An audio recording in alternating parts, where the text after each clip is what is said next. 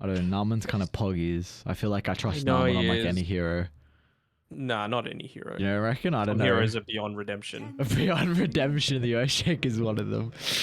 Mm-hmm. 5 seconds remaining. Okay, so I guess this is with a Treant Protector, right? It's against a Treant Protector, so the game is going to be a bit slower in that regard. Like, it's a 5 that doesn't really provide as much offensive potential. This is a Treant Protector specifically as a response to the Pangolier to make his life worse and to make Lena's life a lot better. Also, just if Earthshaker makes a rotation onto the Lena to try and get kills in the laning stage, Treant's there with a living armor. So you're going to have a little bit of extra time to actually get your farm on the Shaker, I feel, this game. So maybe it can end up working. Just a quick side note, your cam went down. I don't know what happened. Oh. I just can't handle all of this. All that sexiness. Yeah, what you said it, not me. But I appreciate it after you said you don't give a shit about what I've done today or how I'm feeling. It does feel good to be lifted up every now and then. All right, what do we got going into this? I mean, again, give me. It's a bad Night Stalker game versus the Slark, but it's Yeah, a no. great Night Stalker game in other regards. No. Give me a one Night Stalker. Yeah, not a fan.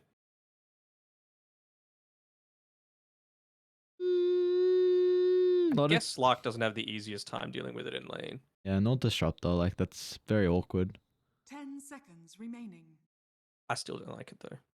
Oh, quickly to 5 seconds mention, remaining. GeekFam have played the offlane Earthshaker. I don't know if you saw that game, but Force has played it. Not. So Ursa going to get banned out, which is pretty good matchup versus Slark. MKS loves that hero, and also lane versus Earthshaker is pretty nice if they want to continue with the flex. So that could definitely be something. Honestly, GeekFam could go like Earthshaker disrupt the lane and go for like a better 5 to help deal with the Enigma. I think that could be a consideration if you're really worried about not being able to deal with the Eidolons. What is the hero to deal with the Enigma? Are they 10 what, seconds silencer? remaining. 5 seconds remaining. It's not. I actually I don't don't know. know. Yeah, I don't know, because I feel like then your Team support duo is really awkward with like say a Silencer Disruptor, or I was thinking like a CM Disruptor. It just anyone to really deal with the Enigma Eidolons in the lane doesn't seem like it's going to be a great pairing with the Disruptor support. So maybe they just have to keep it, and just unfortunate that 10 Enigma's going to have a good seconds game. remaining. At least eventually they'll have a Basher on Pango to address the BKB Black Hole. Hmm. I'm still trying to think what they actually want to pair with the Shaker though. You know you're against a Treant most likely. So what do you look to do against that? Something that doesn't care about someone hiding in the trees, someone that is able to 10 actually like their seconds tower remaining. damage is woeful right now on GeekFam. So that's where a lot of these 5 bans are seconds coming out from. remaining. The Nature's Prophet, the Beastmaster, again, great synergy with the Disruptor and the Visage. They don't I mean, Broodmother's gone. They've got the Enigma. Is there even anything else outside of like a Lycan or a Dragon Knight? That feels like it has to be DK. Lycan just gets ruined completely by Treant Protector. Yep, it's not a good liking game. And again, it's not an easy pick because you don't see the carry. So this is not going to make it easy at all for what they're going to pick for Force. Dire team pick. Tower damage is still terrible. Yep. Can I just pick Unity now? Yes, you can if you would like to. I would like to. See MKS hero. 10 Mm, seconds remaining. 5 Would they seconds. go You for could something? Faceless Void. It's a bit greedy. I mean, it's a very No, I like it. I like it. nice shot, nice shot. You may now Yeah, select no, your that's heroes. it's a really good pick. I mean, again, just something with movement to be able to get away from the Batrider, something to lock down the Slark. Again, you've got super passive support, so it's not like he's going to be ganked too often in the early game, and even just against someone like a Batrider that wants to be spamming their abilities, Pango to a lesser extent as well. Even Slark, you know, the time dilation is insane this game against all 3 cores that GeekFam have. Can you play? Can you look to swap the? Oh, it's actually a mid bat rider. Okay. Hmm. I'm still going Unity. Yeah, I think this is a very good Faceless Void game. I do like the one thing with their lineup is that they're like pretty reliant on. Well, firstly, I don't know what the build is going to be for the Enigma. Definitely not Wraith Pact, of course. So their playmaking potential really comes off the back of whenever Chrono is available and really on Tusk. So they're a lineup that's very, very greedy, cooldown dependent, but I don't think it's going to bite them in the back. I think they've got really good core-to-core matchups. I believe in Unity. Trying to think of what like you were saying, it's not a Wraith Pact game. But then what kind of game is it? You don't really be wanting to go at 4-staff on Enigma, but you kind of need to. You know, again, against the Slark, against the Pango, against the Shaker, Bat Rider, just movement. You just need to kite these fights around until it's in a good position to land some of your big ultimates. So one thing with the Enigma is that there was like 3 ways to play this hero. It was Wraith Pact, BKB Blink Dagger, BKB Blink Dagger, and the Ag Shard was like a very, very another way to play it, but we didn't if see you it just often. wanted to push lanes out. Yeah, it was really, really situational. I wonder if this could be something that people consider, because like the stun is really annoying. Like you just jump in, Maleficent with the shard, the duration is super long. So I wonder if that's something else you could like maybe another experimental build we could see coming out, because we kind of did the same thing right yesterday when we saw Tino playing the Visage. We were kind of just theory crafting on what the item progression could be for that hero, and I feel like we're kind of doing the same thing right now for Xiao Yu. Yeah, I mean, the thing is with that, who are you actually using the Maleficent onto, right? Because if you use it onto the Slark, he just Dark Packs it off. If Bat Rider's probably not going in super deep without a BKB, so he'll just pop that, and Pango's going to be in Rolling Thunder. So Shaker's never going to be in a position to get Maleficent, and Disruptor is never going to be in a position as well. So I like... Oh, is that just in... Yeah, okay, it is in range. They're trying to give Scam the solo experience. Yeah, nice. In theory, it makes a lot of sense, but this game, I think it might just be a little bit too difficult, unless they make big mistakes with the Bat Rider going in too much.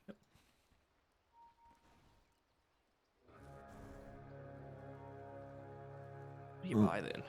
I mean, he's going Aether Lens BKB. Don't hate it. The battle begins.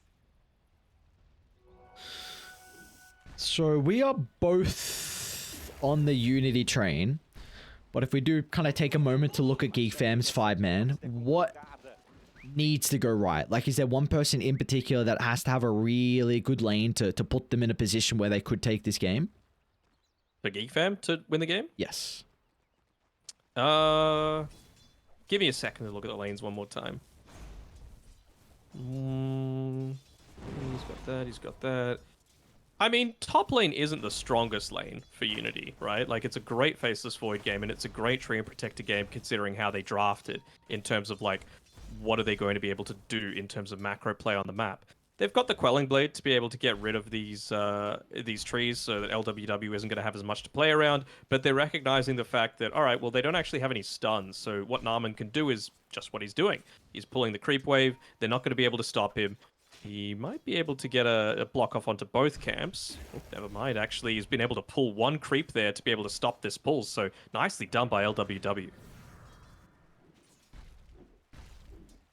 Did you see if they fissure blocked the start? Sorry, I didn't see it. They did. They did? Okay.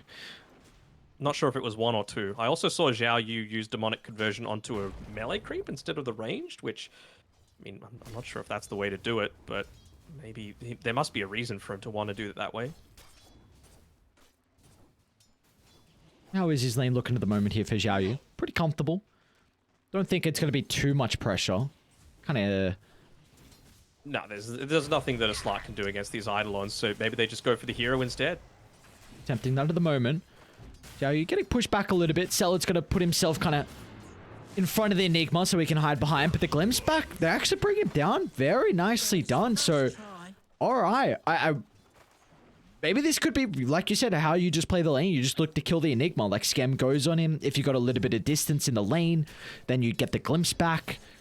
Probably go, yeah, I actually think you go like second point in Glimpse for Roger, which we've kind of been seeing. So I think this bottom lane is very important now on the small camp, and if they are going to be able to constantly pull the wave. I mean, but it's little things that kind of led up to that moment, right? Salad, he's getting goods back in, and he's leveled up the ice shards instead of the snowball. Looks like they'll be able to get the kill onto Roger, but that's going to be a second Essence Shift permanent stack, bringing onto Skem. But like I was saying before, they hit that level 2. That's why they were able to go for that kill attempt previously. And maybe it was Xiao Yu not getting rid of the range creep with that level 1 demonic conversion that allowed that to happen. Also, just when they looked to try and turn around, when, you know, he was trying to run away and he was getting glimpsed back, they kind of split their damage between the Slark and the Disruptor, so not clear communication about how exactly they wanted to take that fight. Narman gets bash. Unfortunately, not going to be the case for MK, so Narman's going to be able to step on out to the right side. Might even get the bounty as well. Oh, Nicely done. Pan over to mid real quick. It does look like it's... The Cox should be pretty fine in this matchup. The Batrider versus the Lina. With the sticky spam, you can kind of put the Lina in an awkward position. Of course, I don't think Batrider ever really has kill threat in this matchup, but it's just important that he should be able to find a decent amount of farm. I mean, the only kill threat would come if Narman was to make that rotation and get the initial stun off after a few sticky napalm stacks built up. Knight, though, he recognized it. He played as far to the right as he could. So good map presence, good awareness coming through from him there.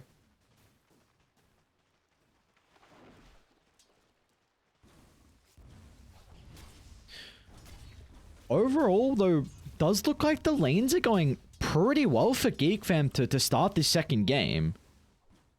Yeah, I would agree. Again, Oh, I don't think... Cox in the river. They're going to be in a little bit of trouble. Cello with the beautiful rotation, and look at the extra damage that's getting pumped out thanks to the tag team. I'll find one more right click, and on top of that, that was all set up thanks to an incredible shard placement from Cello just on the edge of the rune. He blocked the Batrider off, so he wasn't able to pick up the water rune, and that was just a perfect spell casting there from Salad. I actually kind of like this as well. I mean, have a look at his item build. No bottle to be seen on the Lina, just because you're going up against a Batrider. Just get the full magic wand, you get some stats, you're able to trade a lot easier, and then you can get into that earlier blades of attack so that you've got that right-click damage. You know, if he wasn't able to get maybe 1 or 2 more right-clicks off there, Cox would have gotten away into the jungle with that Firefly.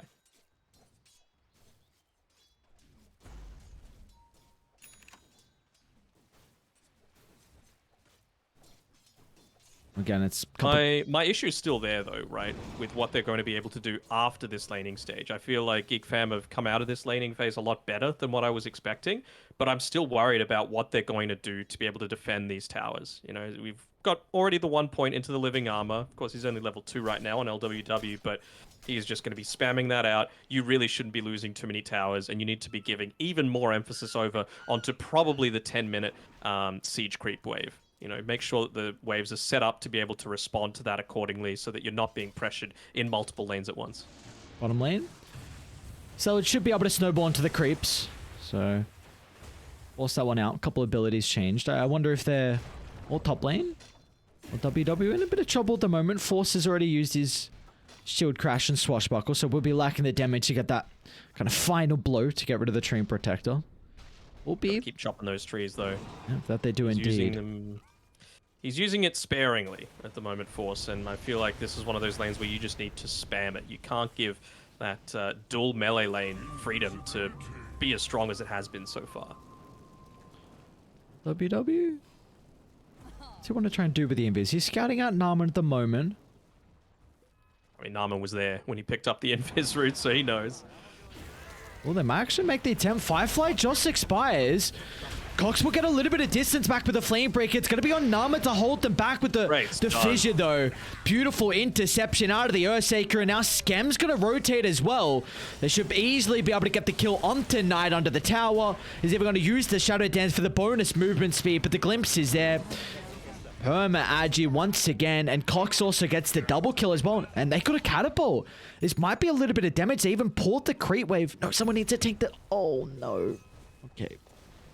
No one tanked it. You got the living armor there, so even an overwhelmingly strong team fight still not going to result in the most for GeekFam. But again, it was that amazing stun coming through from Narman, clipping onto all 3, allowing Cox to get away, and then still get that turnaround follow-up kill. Here's their star player, huh? Oh, he is indeed, without a doubt. And it really felt like that for like any team Narman is on. Just continuing to grow, continuing to be a person. That's such a treat to watch. Great guy, too.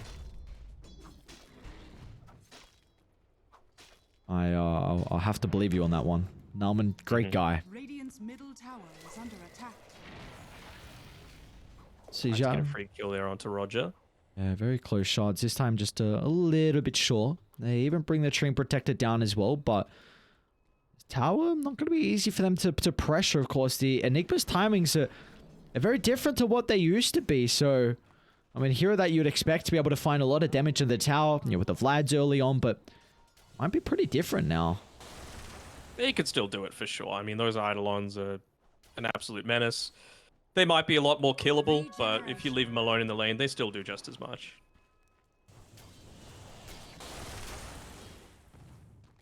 Overall, though, again, GeekFam have to be really happy with the start they're getting. Skem, top of the net worth, going to be working on the Echo Saber. Cox is making his way towards the Boots of Travel, and you've also got the Pangolier that's working on a Lotus Orb as the first item here, so something that you did mention in the draft, and probably gets a little bit more value out of it as well, considering a way to purge off the time dilation, the Malefice. Like, there's a lot of value out of the Lotus this game. Yeah, absolutely. Even just for things like the snowball, right? You can just turn it back around onto them, get a little bit of a snowball for yourself.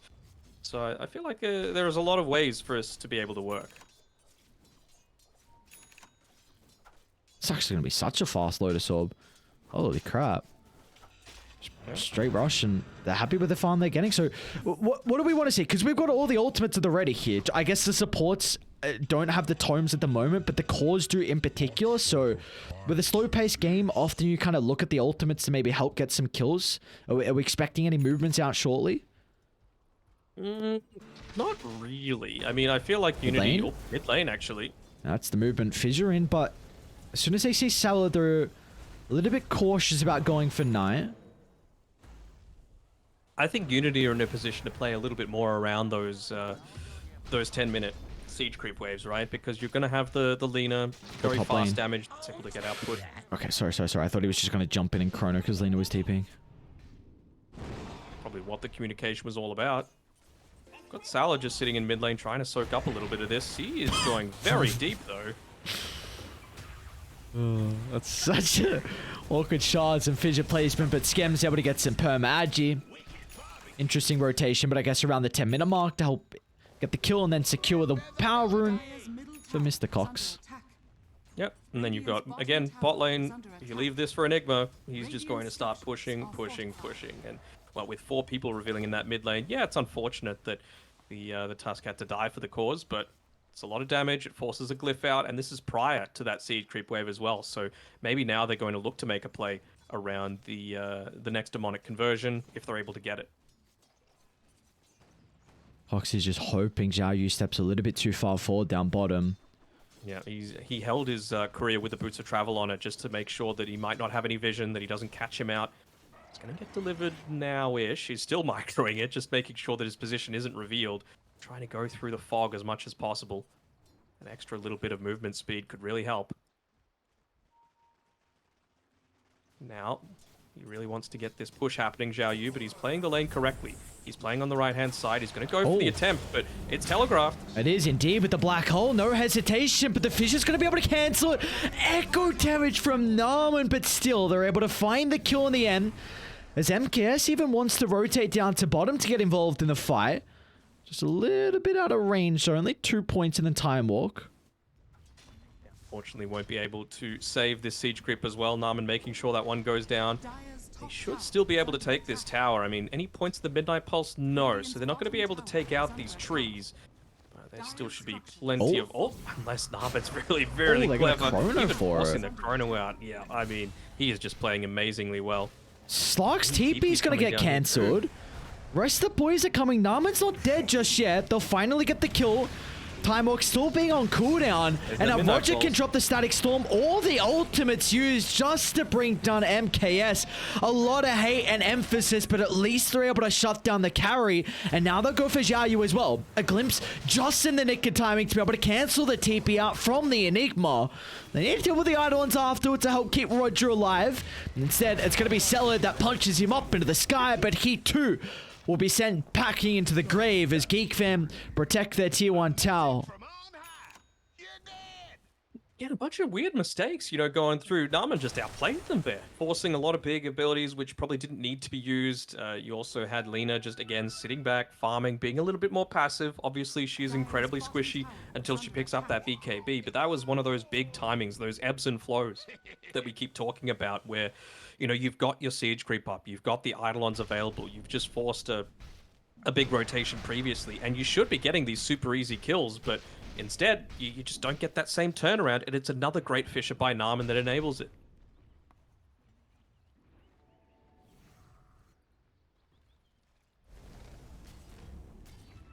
This is important if they're going to be able to find this top tower. LWW's being a pretty big issue.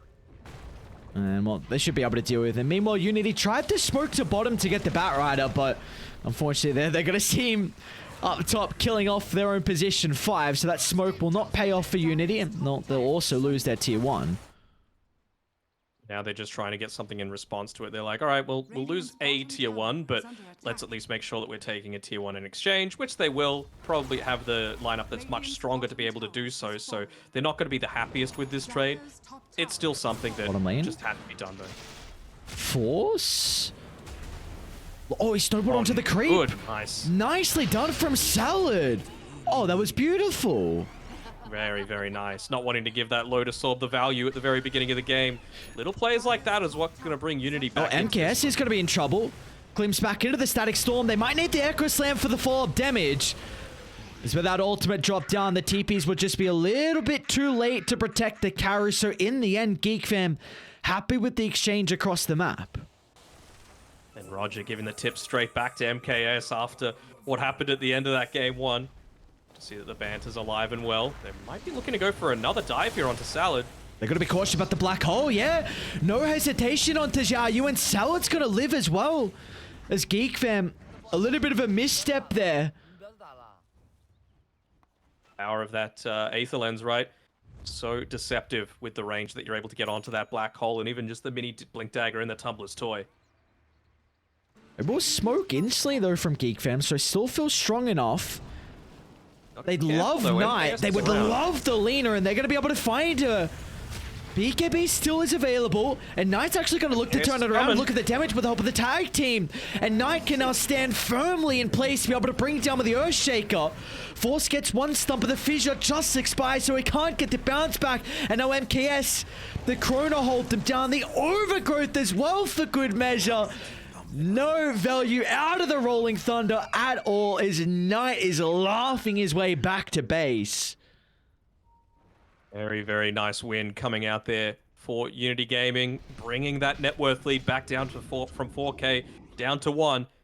My big question is, what are they going to do now on GeekFam? Because you've got this window. You've got this ability to be able to farm super aggressively because Black Hole used, Chrono used, Overgrowth used. So much of this kill potential is gone on the map, so I feel like they need to be putting themselves out there, push the lane in super aggressively, don't allow Unity Gaming to make any kind of moves, have them playing on the back foot, and then converge onto one lane, and then try and take that mid tower. Scam? Be cautious here. Knight's playing behind, so if they do get that one stun, Knight could follow up. Scam's actually going to posture aggressively because he's got the goons starting to show up. Shadow Dance there to hold them back, and now with the glimpse back, BKB still on cooldown for a couple of seconds, and great rotations out of the supports. Being able to connect to play with Scam will grant them 2 kills, and now be able to open up for more as well, as Cox finds the window to jump into the tree line. Xiaoyu, nothing the brother can do. He's going to do all the damage he can, and then unfortunately be sent packing once again. That's twice now. Roger sniped kills with the damage from the glimpse as well. So he's just really enjoying life, making sure to get that last hit for himself. And I mean, they did basically the exact thing that they don't want to do on Unity Gaming, right? They commit forward for a kill where they have 0 tools to be able to do so. Oh, look at bottom lane. So they end up paying for it. And Scam with the nighttime vision gets the pounce. They should have the perfect use of the chain control thanks to the Aghanim shot as Nama just gets in range for the Echo Slam. Great kill from GeekFam. They had a bit of a window there to get some damage into the tier 2 tower, but instead they wanted to try and slow down MKS's game. I don't hate it. I mean, again, he doesn't have the Chronosphere available until he's back up online, so anything that's going to slow him down and make this Slark have a pretty decent time against him is going to be a plus. They're going to maybe go for his kill onto LWW. Should be able to do so with ease. They're not wanting to commit the lasso for it, though. Skem just got 2 wards at the triangle, and he also got another ward at the, like, a minute and a half ago at their outpost. So Unity have 0 vision to play with. This was a big reason of why they had success in that game 1, because of the Slark just constantly de-warding the map. Yeah, I think he's gotten 4 D-wards so far as well. There was one other one that he got during the earlier parts of the game that we've yet to mention. So yeah, he's really looking to choke them into the space that they've got on their side of the map. I still feel like maybe you could put a little bit more pressure onto this mid tower, but again, unless you are incredibly confident that you could just take a full overwhelming team fight victory, that Treant Protector is still going to be such a big factor. You could see maxed out living armor, which really we didn't see at all during TI and even the months leading up to it. But this is certainly the draft for it. And we'll see how pivotal it's going to be for this fight. Of course, that extra protection, even another item, is the BKB on Xiaoyu, so you will now have... Cox can potentially get the lasso. I wonder if he even considers Aether Lens just as the game goes on to help a little bit more with the cast range to be able to find the Enigma. Oh, they should... taking a tower for free as well at bottom. Okay. The wraparound though, Unity. Very happy with taking this engagement again. They have all the items at the ready, but it's just a question of how to get the jump. How do they start the fight? Knight's going to put himself on the front line. Just trying to maybe force some reactions, baiting the lean up, but GeekFam, well, they're aware of the shenanigans. They're going to let Knight be on the front lines again. They've got multiple ways to be able to save him. They've got that living armor as well, just to be able to give him that extra little bit of right-click defense, and they're still going to be able to take that tier 1 mid tower. Off entirely. I think they've got the Maelstrom up on MKS, so he's going to be able to deal some decent damage alongside the Lina inside the Chronosphere. Speaking of Lina, she's also picked up the Shadow Blade, so again, it's about that surprise factor that they're going to have shortly. Although, who's going to be surprising who? Gets a jump. Xiaoyu just in range for the black hole, however, so the turnaround potential is there. Raiden, do they still want to stick around and try and take the team fight, though? Skem, he's considering about moving forward, but they're not going to have the turnaround potential. But the overgrowth instantly nullified thanks to the Lotus Orb, so it might enable Force to get away, but everything is still on cooldown. Narman will make him work for it. Can he get the blink off for the snowball? Actually, there might be a potential LSA off the mark. Force. Oh. Wait, this is so awkward. Okay, they see him. Good job being a ward, MKS. Oh, lordy, lord. We've seen some, honestly, only like one-man black holes, I think, through the entirety of the game, but they've been very, very impactful from Xiaoyu. Yes, that's a great way to describe it. Just no hesitation. He's getting that instant reaction, black hole to be able to cancel like the lasso or someone else's ultimate, or if Skem's in. The black holes we've seen so far have been great.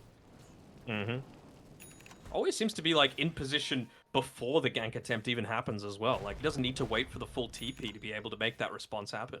I guess that's a big advantage of this little Tumbas toy and the Aether Lens as well from Xiaoyu. 225 cast range is no joke at all, and boy, he's going to be going Octarine as the next item as well. Yeah, makes total sense. There's such a heavy cooldown reliant lineup with the Enigma, Faceless Void, and Treant Protector. Anything you can do to lessen that. Initial stun into the follow-up, but the Fissure might be able to disrupt them long enough. Narman again so close to keeping Skem alive, but it's not to be. As Unity find the pesky Slark.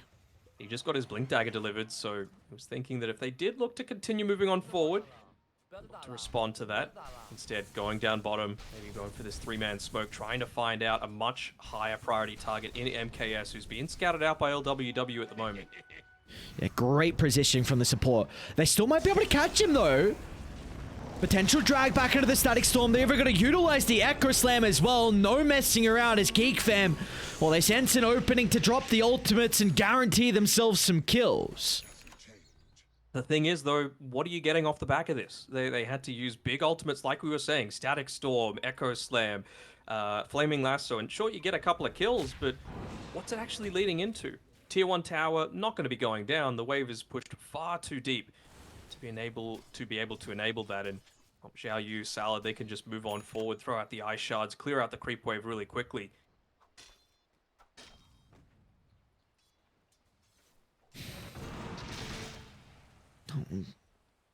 In quite a position though for this game to be at an even slate. Getting, we're pretty much in the mid game now. So, is there a side you feel like maybe you're not speaking about the late game just yet, but do you feel like there's a side that is going to be a little bit more confident with some of the mid game fights that will have come out shortly? I mean, to me, it still kind of comes down to execution, where these big fights have probably looked a little bit better for both teams, to be honest. Like, there were fights that I thought might be going in Unity's favor, but because of Narman, he completely turns it around. Same sort of thing, like great gank attempts, great pick-off attempts by Cox are suddenly just cancelled completely by the black hole coming through from Xiao Yu. So it's a question of, like, what are you actually getting in value from both teams, and how is the individual skill going to be able to break this one apart? Things like BKBs are coming shortly on MKS, but before those are smoke from Salad and the jump in. To Roger they go. Easy kill. Salad might go down. Lasso's on cooldown, however. The rest of the team is starting to come over just in case GeekFam do consider about going for the Tusk. And with that kill now, it's going to give them a little bit of extra camps to be able to farm. So Xiao Yu will have this Octarine now completed.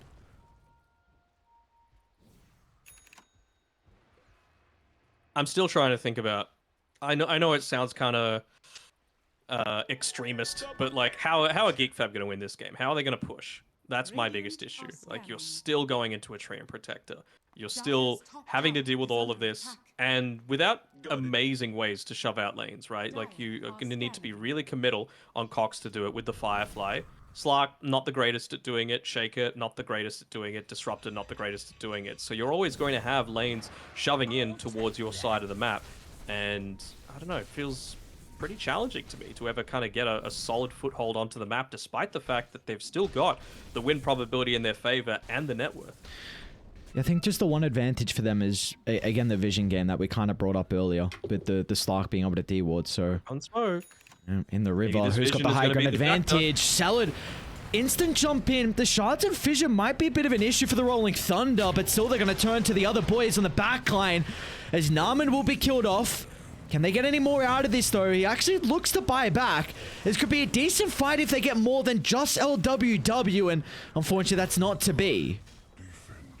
Yeah, used the overgrowth really early just to confirm the kill onto the Earthshaker, meaning that they didn't have it to hold the Pangolier into place. I think Knight actually ran out of the Fiery Soul as well, so despite the fact that he popped the BKB, he wasn't in a position to be right-clicking anyone down.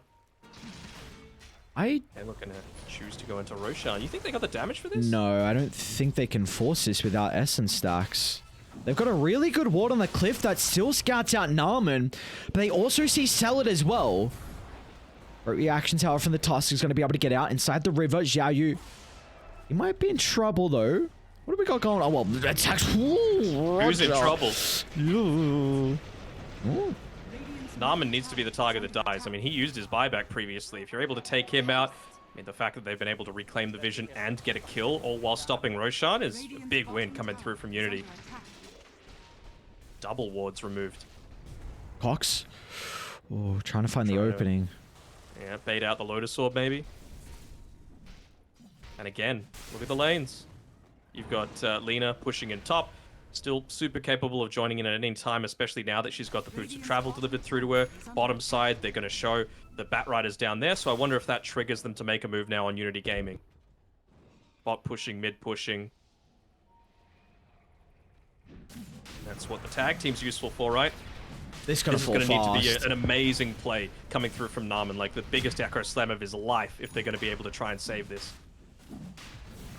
Tax tip Do it. expiring might slow down the damage. Eidolon's going to be able to scout out Narman. Roche will go down uncontested. Roshan has fallen to the dire. I think it was way too risky for him to go for that all or nothing play. Like, you had no vision. They just removed a lot of your observer wards that you'd placed around the pit.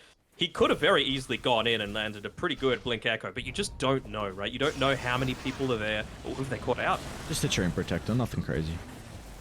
What do you mean, just? It's a very Just. valuable member. Just a man with 7 deaths this game. Dire's Doing his middle job. tower Tactical. He got the class. living armor onto the tower before he died, alright? He did his job. Radiant structures are fortified. How long do you reckon that tower's going to stay up for? Radiant's The whole top game. tower The whole is game? under Oh attack. god, that's not good then. That's that pretty much sounds like Unity gonna win if that's the case. That's what I called it 4 picks in, bro. Top lane? They're gonna make the attempt onto MKS. Of course, he's playing with the Aegis. They get the bash. They might not need to force out any ultimates. But the black hole, oh, it's beautiful from Xiaoyu from afar. They even dropped the Chrono for good measure. Why not?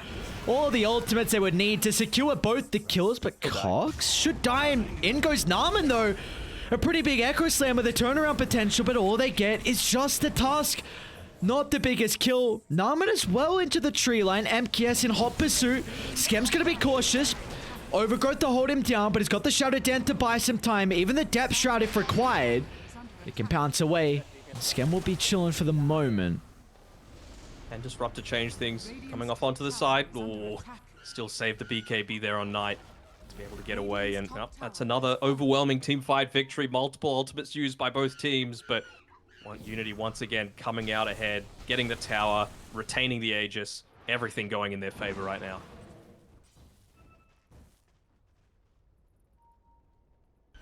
He's even got the Aghanim Shard on the Treant Protector, so able to be a little bit more annoying in these team fights, right? It's not like he's a big spellcaster. Basically, the only thing that he needs to get off is that Overgrowth. Much more of a big bashing tree, big tree boy. Big happy tree man that wants to slap some faces. That's Alright. the one. I understand. I get it. They got the Mindbreaker now, though, on Skem, so he's going to be pretty key to GeekFam's chances in this later stage, as maybe teams are going to think that, all right, well, even if Slark jumps on me, they're only going to get one chance at it, though, where they think we could just get away, not have to use the BKB instantly, but maybe that's going to be what catches them out. It's actually a DD bottom as well, so MKS, he's going to be the one to pick that up and make this They're setting rotation up through bottom. with Salad. Skem's going to be able to run into the Lina. They know the BKB is still on cooldown at the moment. And Knight should be picked off. As Dire is starting to connect though, however. MKS will be able to find one. But they will be forced to retreat. And even with the double damage rune advantage that MKS is playing with, they don't have the Chrono nor the Black Hole potential. Still got MKS though, with that double damage, with the Aegis, they're not really wanting to advance any further forward. It's still so important that they take out this Disruptor towards the start of all of the engagements. He is the key. He is the one that's, like, you've got answers to basically everyone else. So if you're able to find out that Disruptor, then suddenly you can retain your BKBs. You could have it as that defensive tool against the Batrider and the Pango and the Slark. You don't really care about the Earthshake quite as much either. So yeah, Disruptor always going to be priority number 1. Already died 6 times so far this game on Roger. Xiaoyu's got to be cautious. They're going to smoke off to the right side. I think that was just under the ward. Cox in a great position to be able to pop it. Let's see if they're going to be able to get the jump as well. Onto the void they go, and then they get him. Dragged back into Nam. It's Echo Slam, but it sets it up for the corner. But MKS, Oh, he's stuck. He's on the wrong side of the fissure. They'll get nothing out of the Chronosphere, but still the Overgrowth holds him down. Knight's going to try and TP in to provide the damage, but they'll glimpse away the Lina. It doesn't look like it matters in the end, though. As the Chrono with the Overgrowth follow-up, great positioning out of LWW, was able to capitalize on all of the boys on GeekFam in a close proximity. Man, that fight was not perfect at all for Unity, but they still come out ahead, man. You know, a quick kill onto the Enigma. Chrono does absolutely nothing. They also miss on the ice shards, and I mean, you get the kill. They've got overwhelming amounts of damage right now. Great synergy between their cores. Aegis about to expire, and they've really used it well to be able to open up the map even further for themselves and increase this net worth lead. No, the kill they're going to be able to find. Force just trying to split push the map, but Lino with the combination of the Tusk able to get a quick and easy kill. And after that skirmish, Cox will 4-star forward. Xiaoyu, does he want to Ogre Seal Totem? Cox a little bit too fast, however. Yeah, after that skirmish, they lost a gem. It's a very big item, utility item that they're going to be playing with now from Unity. Radiant's top tower is under attack. No Shadow Blade yet on Slark. Just looking to play around the Mage Slayer instead into the Skadi next, but it certainly is a big turnaround tool, isn't it? And who better to hold on to it than a Treant Protector, who's able to just go around, play around the tree lines. He knows exactly where a lot of this cliff vision is going to be, so he can play in complete safety. Armin. Oh, Blink's gonna get cancelled. Midnight Pulse destroys the trees, and along with his life as well. 6, 4, and 5 is MKS, and this looks like it should be the first tier 2 tower of the game that's going to go down. Ended up taking that mid tier 1 tower before that last fight as well, so didn't last the entire time. But no tier 2 tower will be going down. Okay, all right. Do you feel like they can brute force his high ground? Yeah, absolutely. Their team fight, like, you can't 100 to 0 this Faceless Void. He's got the Lincoln Sphere. Your big AoE damage potential is coming through from the Earthshaker, and he's still dead for 15. So, at the very least, they're going to force out the Glyph. Maybe now they're going to just rotate through, play it the safer way, go towards mid-tier 2, set up for the next Roshan. Scam, is he going to go for this? Oh, he is. Yes, he is. Xiaoyu's ready. Xiaoyu is ready. And Celad's here to follow up as well. Great read from Unity Gaming. Anticipating Scam to go for this next wave up top. Very, very nicely done. And now even with the Earthshaker back up and available, this isn't the period where you're wanting to buy back, even if you had it. So, again, they're just going to put more dominance onto the lanes. They're connecting to LWW. MKS going to jump in. Gets the Chrono before the Rolling Thunder. MKS easily dispatches the life of the Panclear. And now another freebie as well is going to be given over. Got to keep returning those tips whenever possible. Let Roger know. They're with a new team now, RSG, who is what they're saying as they look to, again, pressure inside the base. No glyph available. When this tower goes down, not going to be refreshed. They can just keep pushing on forward. Yeah, they just got the top tower as well, so no T2's left standing.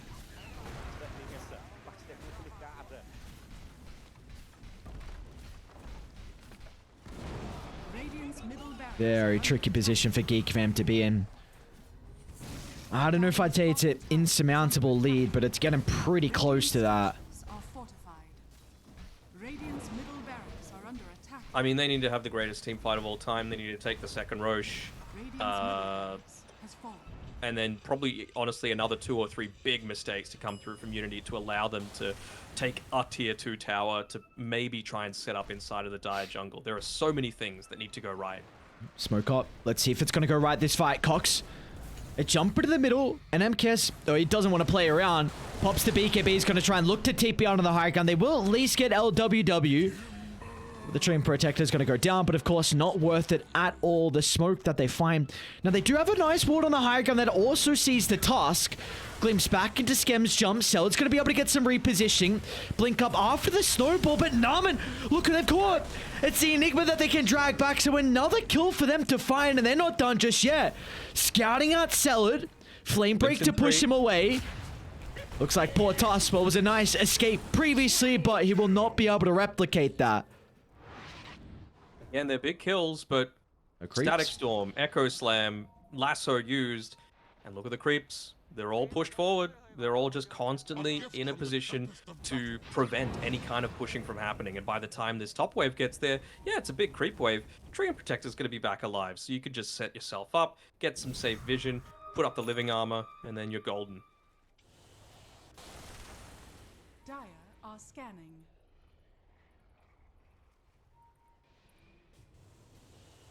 Roche is up and... Okay. Pretty big though. Yes. The Dags on the Disruptor. That might be a bit of a game changer. All right. We'll see. I'm very intrigued to see on how much they're going to get out of this. Like you said, it can be a game changer, but and they get the value out of those Schem. Pushing very far forward. Fisher's going to be there from afar. They're getting a lot of essence early to be able to start the fight. Schem's going to pounce over the Lina, and now we might be in a little bit of trouble. Oh, the snowball's going to drag him out of the chrono. Static Storm's even dropped down as well. Can they capitalize on the early ultimate from Roger as Force is going to be into the middle? They get rid of Lina's life. No buyback. Not the worst. Glimpse. They also found another. It's going to be on the black hole if they're going to turn this team fight around, but it looks like Unity want nothing to do with this. Well, that's the first big mistake that they're ending up making, you know, just not understanding the situation with how the Lotus Orb was impacting the use of the Snowball, layering multiple ultimates down, which really didn't do much at all. He ended up getting away at the end of everything, and, well, that's going to be Roche secured for themselves. Aghanim Shard for free, given over to... Who would you even give this to? I guess Bat Rider? I don't know.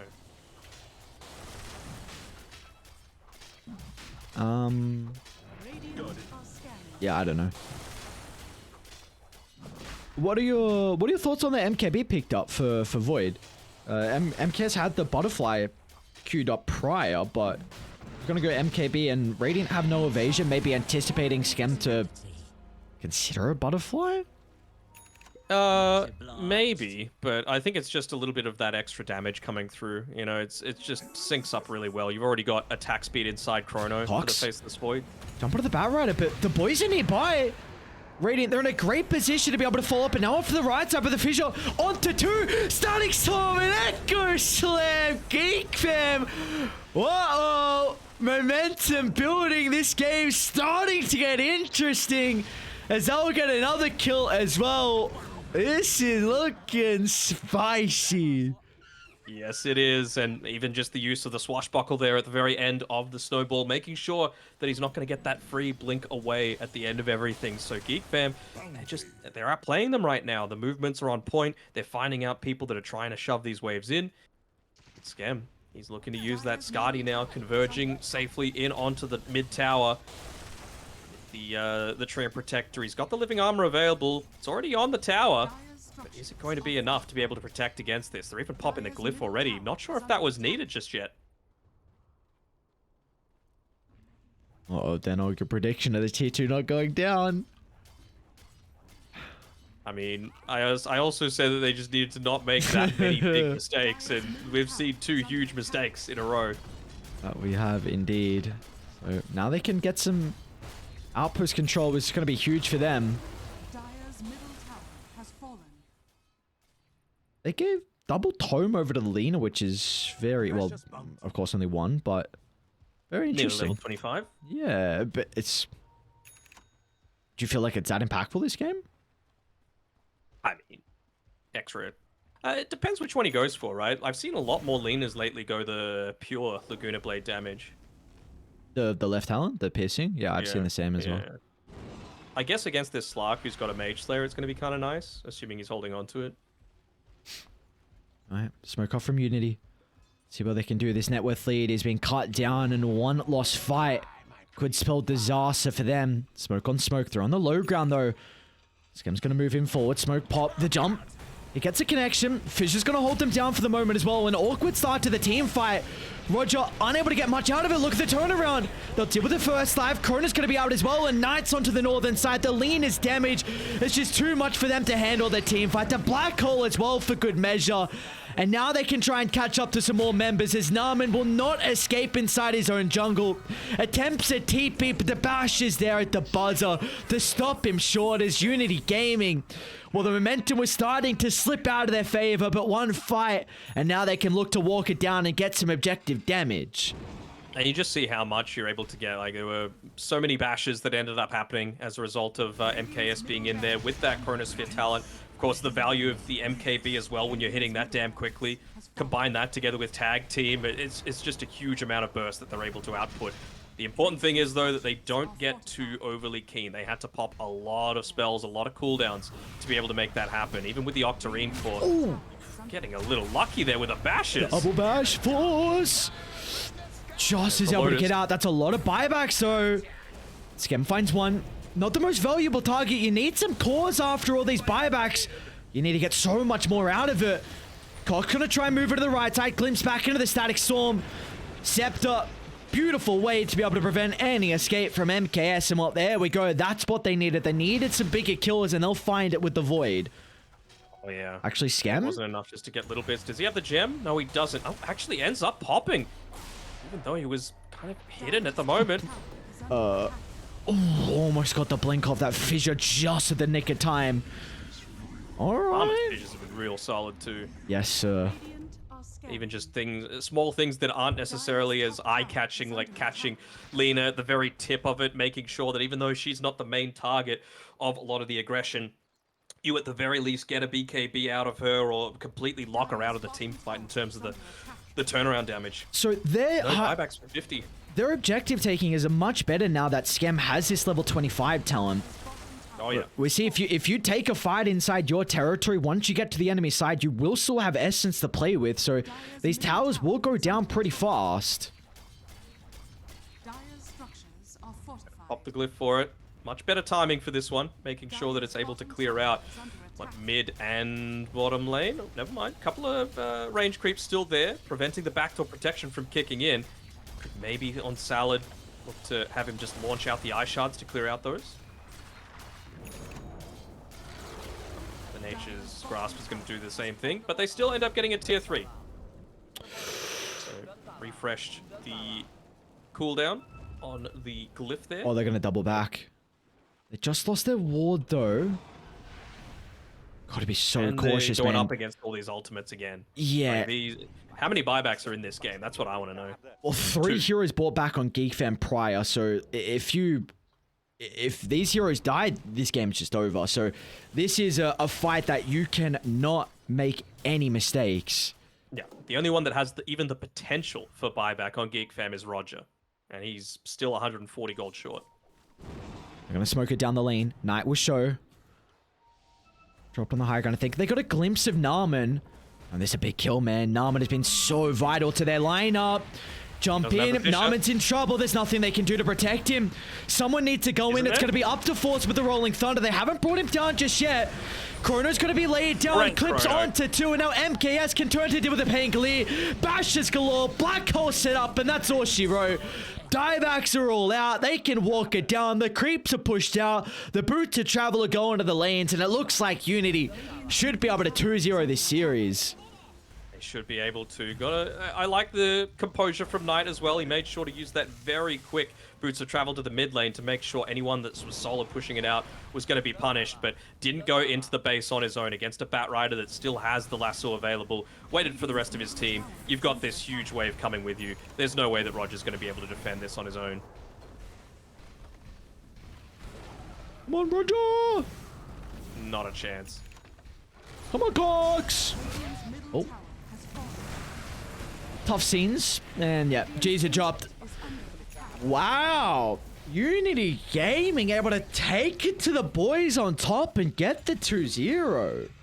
Yeah, this is one of the few times that I'm going to have to disagree with Dota Plus. We were talking about it like 20-ish minutes into the game. It was I think it was like a 70+% win probability from GeekFam, but I just didn't see it. I really felt that they had these huge weaknesses that even though they have the tools to get the pickoffs to find these teamfight victories, they were either slightly too cooldown reliant to be able to make anything happen from beyond then, but more importantly, they had no pushes. The only one that could, like you said at the very end, was the Slark when he has that level 25, and well, it just comes a little bit too late at the very end of things. They had to commit so much to be able to even get to that stage. Like you were saying before, the 3 buybacks being used in that high ground defense of their own, and eventually it just swung further in Unity Gaming's favor, who you would have to say is probably safe now, right? That puts I'm him going in. to say they're safe. Yeah, I mean that not guaranteed, but it puts him in such a great position with 3 series still left. It puts him in a really really good position for Unity Gaming. So that's awesome to see because again yesterday their series they looked a little bit shaky, so they're continuing to grow over time with this new roster and looking pretty good. And obviously with being up the 2-0 GeekFam, but Mr. Gonad, that is just our first series of the night. We got plenty more Dota in store for us. Next up, Xerxia up against Lil Gun. We'll see what these two teams have to be able to battle it out. Of course, some more important games. Xerxia currently on the bottom of the table, and Lil Gun, they're also in contention to be eliminated. So a lot on the line here for the second series. So we'll see what we've got coming up after the break.